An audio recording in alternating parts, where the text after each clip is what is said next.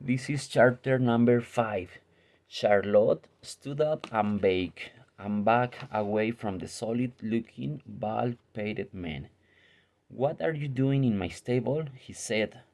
I need a place to sleep. I'm sorry, said Charlotte. You the one who cleaned my stalls? Yes, sir.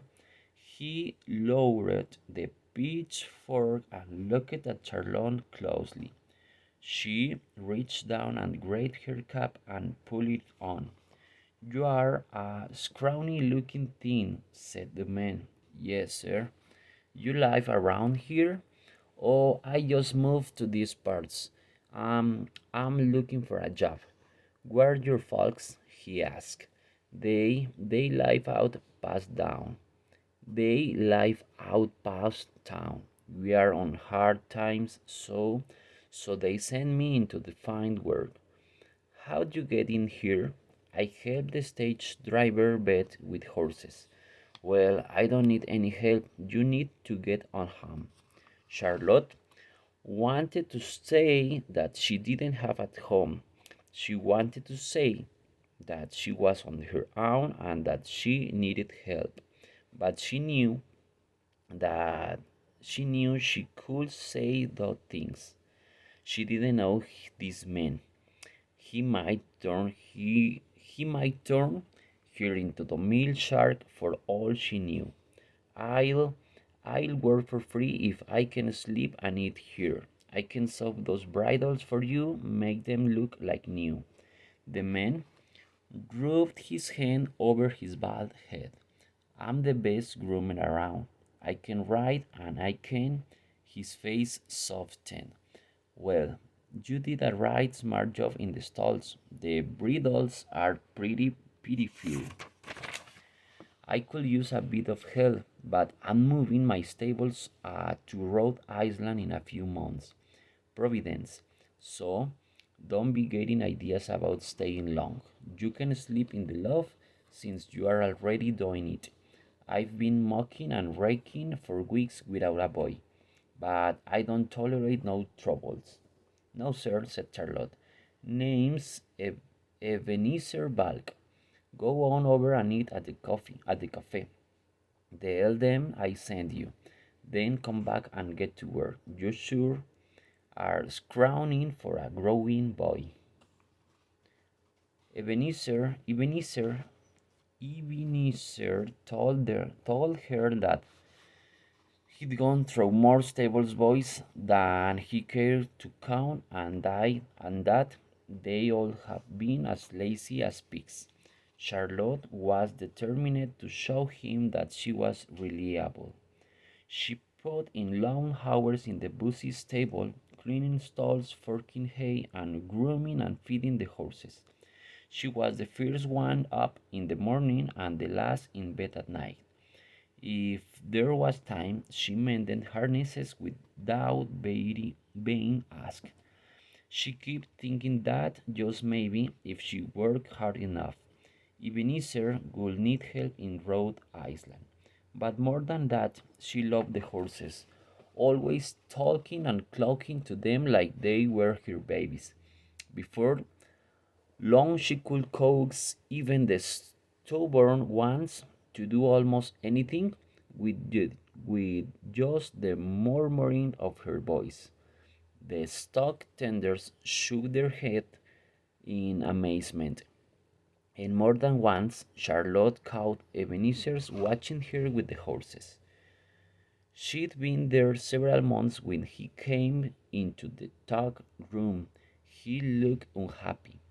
Charlotte, sit down. Charlie, sit down. Charlotte knew what was coming. All the preparations had been made to move their business. An uncertain fear crept over her. What would she do after Ebenezer left?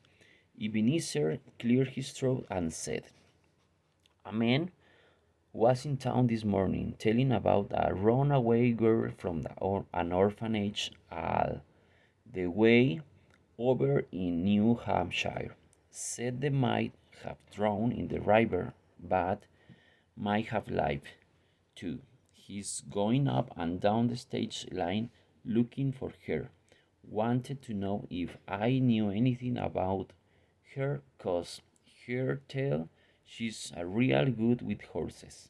She come up missing about the time you showed up here. You know anything about her? Charlotte looked down at the bridle she held in her hands. She felt the blood draining from her face. No, sir, she said. She didn't like lying to Ebenezer. Well, I told him I never seen or heard nothing. He wanted to know if I had a stable boy. I didn't like the looks or the sounds of him one bit. Said he was ready to punish the girl and wanted to find her in the worst way.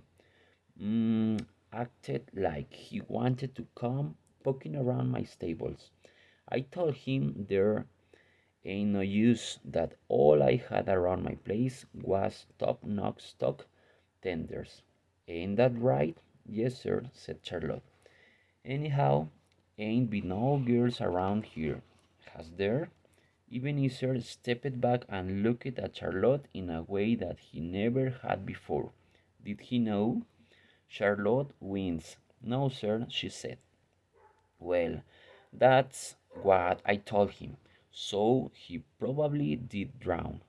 Yep, yep, that's what I think. Drowning in the driver, ain't that sad? He cleared his throat again. Now another thing. I don't think this fellow's going to give up easy, cookie as he is. I suspect he'll be asking around town and probably showing up here to ask questions. Everyone knows I got a new hand. Charlotte knew. Her mouth felt dry. What if Milchard showed up here and Ebenezer's got in trouble for hiding her?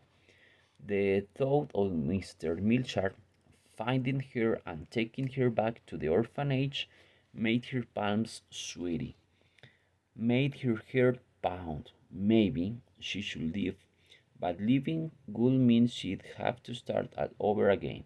She would need to find some place else to work and sleep and eat and hide. Charlotte stood up and dropped the bridle. She edged toward the door. I I need to get on home, you know. Since you are moving the stables and all, I best get going. Ebenezer held up both of his hands to block her away. Just stay put, he said. Now listen, in all my days I only seen one other person could walk with the horses like you. Could pull a spell on them and could ride. Could ride like, well, I only seen in the one other time. I got me a notion, and maybe I'm crazy, but I got to see if I'm right. If you can do what I think you can do, I'm now about to let you go. As Ebenezer walked out from the tuck room, he said, bring around 6. I need a wagon hitch. Charlotte tried to concentrate on what he said. Bring around 6 horses. Do what he thought she could do. Confused, she found the traces for 6 in the hand and brought the horses around, one at a time, to hitch them. When each horse was secured to the traces, Ebenezer said, Charlotte, you drive. Charlotte stared at Ebenezer. Charlotte stared at Ebenezer. I ain't drove 6 in the hand before, she said. I drove 2, but no 6. I know that, said Ebenezer. Get up here and let's take a run, unless you are scared. I ain't scared, said Charlotte. She climbed into the wagon. What was Ebenezer up to? She felt like he was testing her, almost daring her to drive the team. He handed her with whip, but she wouldn't take it. She'd never whipped a horse in her life. It's for guiding your team by the sound, not for beating on a poor horse. Now, Here are the ribbons, same as the reins. Hold them in your left hand and keep the whip in your right, he said. She took the whip and the ribbons and listened. Each of these pairs of ribbon controls two horses, so when you are driving six, you are holding three pairs of ribbons. If ain't as easy as it looks. Here's the pressure brake on the right. Use your foot to work it. Now release the brake and take her out a mile and turn around. Since the day Charlotte had count the stage in Concord, she'd wanted to try the six-horse team, wanted to know what it felt like behind all those horses. Suddenly, she was getting her chance. She yelled, "Get along!" Charlotte held the ribbons lightly and tried to keep the wagon straight on the road, but it veered to the right and then to the left. She had hitched enough teams and understand how the reins work, but Ebenezer was right. It wasn't as easy as it looked. No one had to tell her though no to whip the horses. Charlotte gave general tugs in the ribbons, but even a slight pull sent the horses in another direction.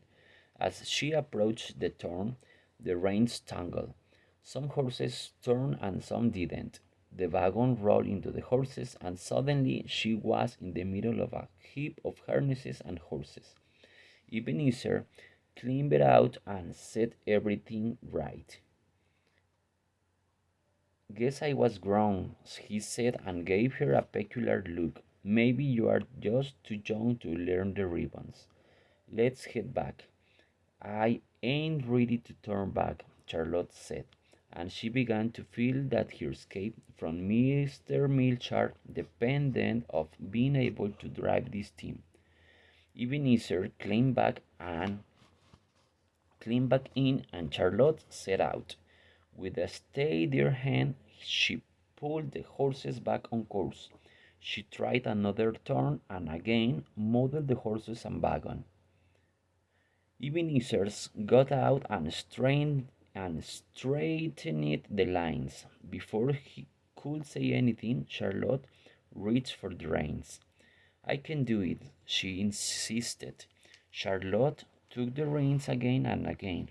Although she continued to get jumbled up in the turns, with each run she felt an exhilaration that she had never felt before. Here were six strong horses waiting for the commands.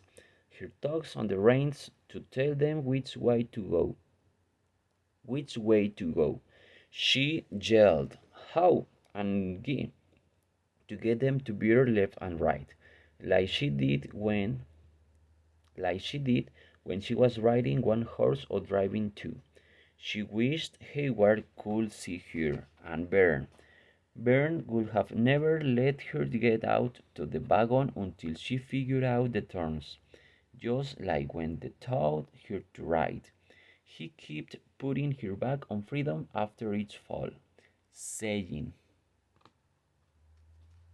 "Every time you fall, you learn something new about your horse. You learn what not to do next time." That's what that's what was happening with the team. Every time she mixed up the reins, she knew what she had done wrong, and she tried not to do it again. After a dozen runs, she brought them around clean. Ebenezer finally nodded his approval with a small satisfied smile. He had wanted her to figure it out. He had wanted her to be able to drive the team, but why? When they pulled back up to the stables, Ebenezer said, "Charlie, or whoever you are, I need this team and this wagon driving to my new stables, and I'm figuring you can drive them. But you need to leave in the morning, before fierce light. And there's something else. I don't need more stable boys in Rhode Island, but I need another stock tender, and soon I'll be needed coach drivers. You got a lot of to learn, but I could train you if it suits you." She couldn't stop the grin that spread over her face. It suits me fine, she said.